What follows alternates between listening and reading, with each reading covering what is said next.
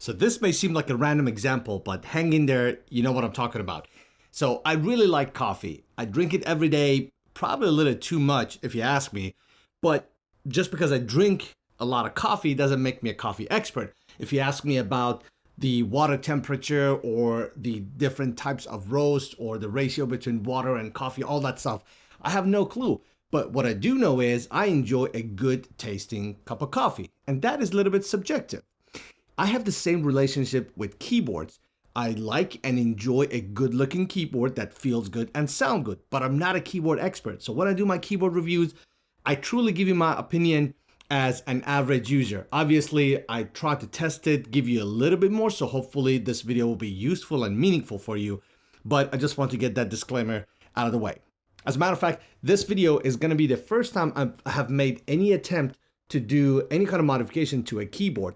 And this is what this review is about. I want to show you a very simple keyboard modification that costs you literally less than 10 bucks. And I think it's worth the $10 and maybe an hour of your time to be able to go do something like this to your keyboard. In order to get that done, I'm going to be using this keyboard that was sent to me for free. This is the Lk67. It's a 65% mechanical keyboard. I know it sounds beautiful.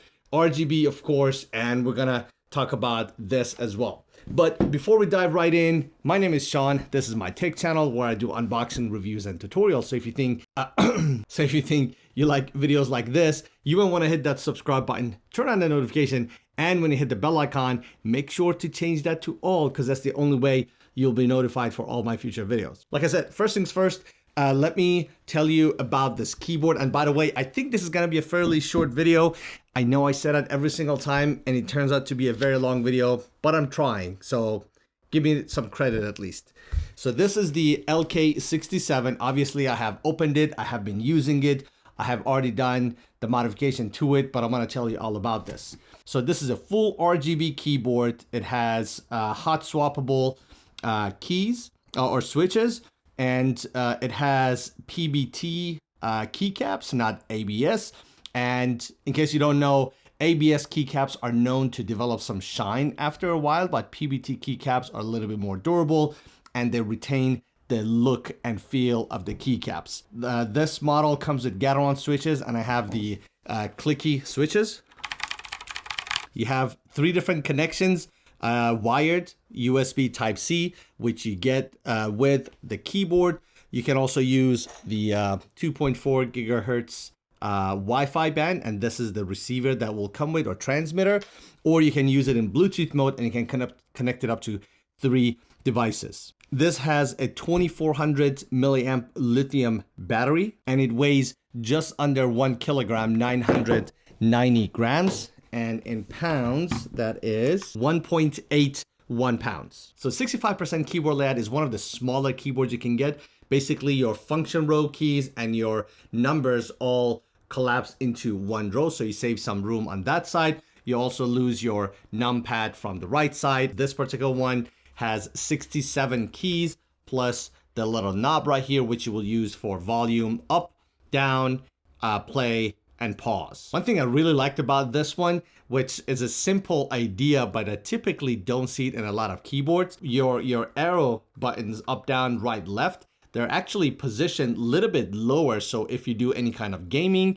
you would have an easier access, and there's a really nice separation of these arrow keys compared to the rest of the keyboard. And I like that a little bit. This is programmable. It comes with a driver that you can actually change the lighting, create macros and shortcuts and things like that.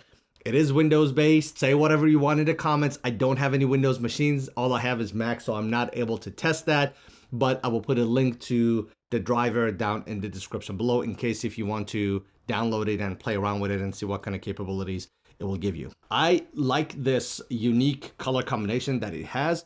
I think they complement each other nicely. The blue keycaps that have the orange letterings on them, they're a little bit hard to read. So if they had used white font, I think it would have looked better. So this automatically comes a little bit angled, I think at about 4.5 or 5 degree angle. So it's lifted.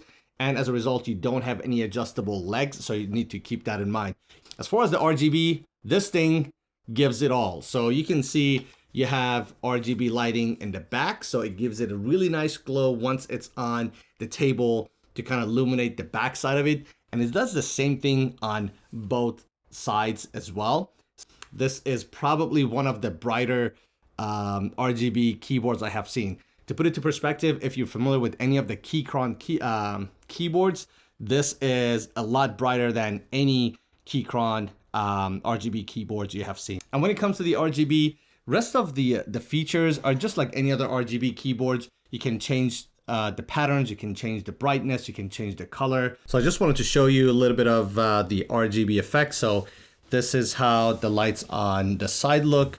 This is the glow from the back, and this is the glow from this side, and these are the switches. So obviously I have dimmed my lights a little bit, but trust me, even with my studio lights on, I could easily see it. I just had to dim them down so I can let the camera pick up the lighting. So you hold on the function and hit the delete button for different lighting effects, and you can change the speed, make it faster or slower. By the way, with this keyboard, I already mentioned you get this braided USB type A to USB type C. You get a keycap puller, you get a switch puller, you get the transmitter for 2.4 gigahertz connection, and you get 2 extra switches.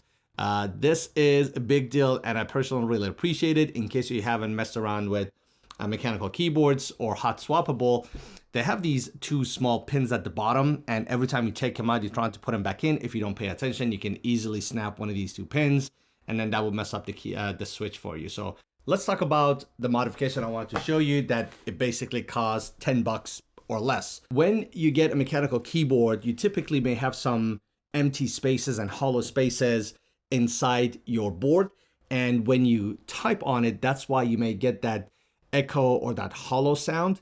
If you want to get rid of that, to get that little bit of a thicker sound, you got to get rid of that echo. And the easiest way is you basically open up your keyboard and you get kind of like a sheet of foam like this.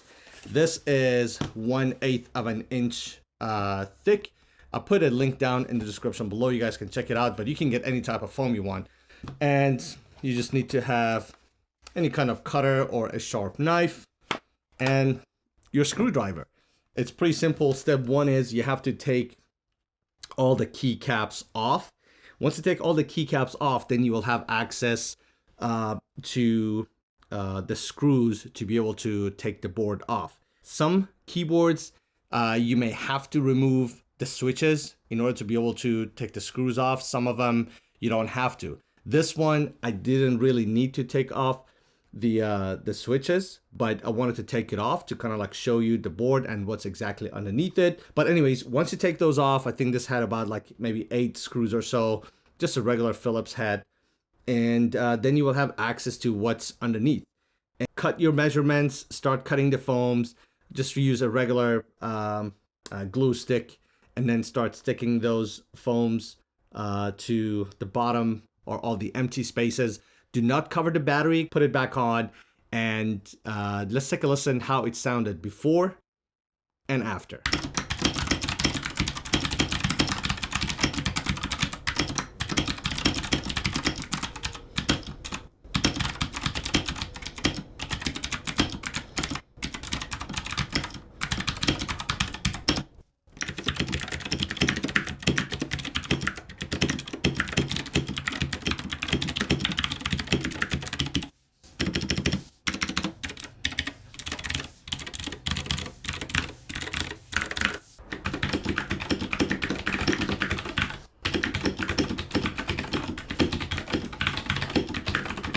What do you think?